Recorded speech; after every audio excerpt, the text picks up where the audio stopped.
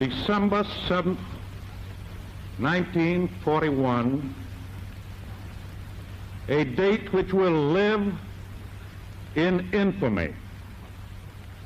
The United States of America was suddenly and deliberately attacked by naval and air forces of the Empire of Japan. I ask that the Congress declare that since the unprovoked and dastardly attack by Japan on Sunday, December 7th, 1941, a state of war has existed between the United States and the Japanese Empire.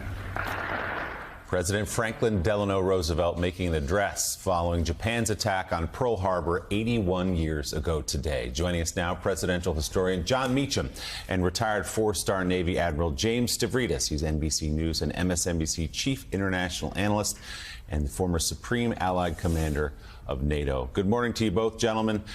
John, as I watched that speech, boy, there's so much to say. You always use the term hinge days, a hinge day of history. And December 7th, 1941, of course, was one of the highest on that list. I'm also reminded of your book, Franklin and Winston, where Winston Churchill spent years writing love letters to FDR, trying to get the United States to enter World War II. Please, please. He got Lend-Lease earlier in 1941. That was about as far as FDR was willing to go. But on this day, December 7th, everything changed. It did. That night, Churchill heard the news on the BBC. He was at a birthday dinner at Chequers and immediately wanted to declare war on Japan. In fact, I think it was Averell Harriman, the American envoy, who had to say, you can't declare war on a radio broadcast. But there was a phone call that night between Roosevelt and Churchill. And Churchill said, "Is it true, Mr. President?" And Roosevelt said, "It's true. We're all in the same boat now." And you could argue that we, in fact, had been in the same boat since the 1st of September 1939, when Hitler invaded Poland. But isolationism in America was so strong, was so ambient, you could feel it, that even after that great secret conference in August of 1941, FDR meets Churchill, they issue the Atlantic Charter. It's this marvelous statement about democratic, lowercase d, principles, and FDR comes home, and the draft is renewed by a single vote in the Congress.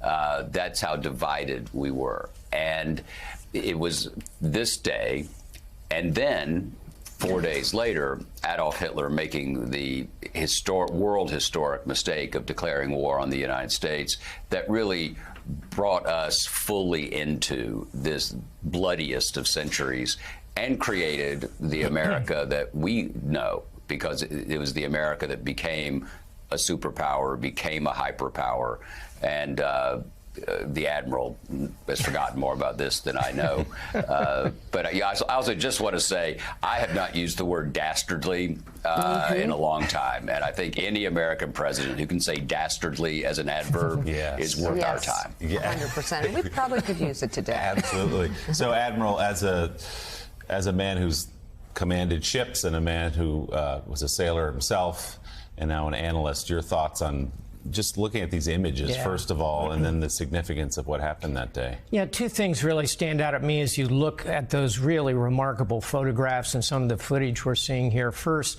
you're seeing a lot of pictures of USS Arizona, one of the 9 battleships at Pearl Harbor on the day of the strike. A quiet Sunday morning. Most sailors are at home with families off the ship, many of them.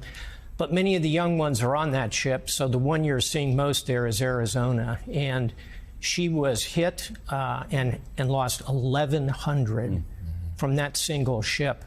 And it is today, Arizona is the memorial itself. It flipped over, and you see a structure on top of where the final resting place is for 1,100 of those sailors. So point one, dastardly probably doesn't begin to get at what the nation felt at that moment. And then secondly, resolve. We mentioned Winston Churchill. In today's world, you'd have to look at someone like Zelensky. Absolutely. And say, boy, he's playing the role. He's channeling Churchill here as he faces the same kind of, if you will, dastardly attacks.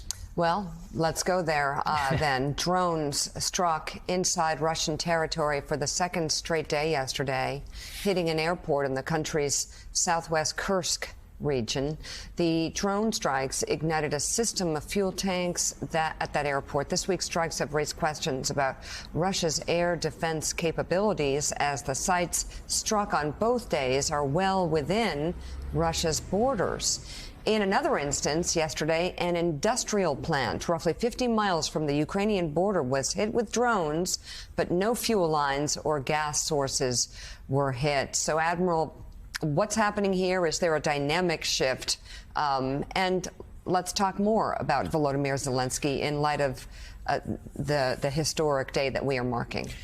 These strikes are, in fact, quite significant in two ways. One, symbolically, here are the Ukrainians quite clearly reaching out and touching Russian long-range air, which has just been pummeling the people of Ukraine, going after the electric grid, the water plants, clear war crimes. So the Ukrainians are striking out. That's symbolic. But secondly, to the point you made in the read-up, these show that the air defenses are vulnerable. That's quite significant. And final thought here, go back to World War II. Right after Pearl Harbor, the United States mounted an attack on Tokyo.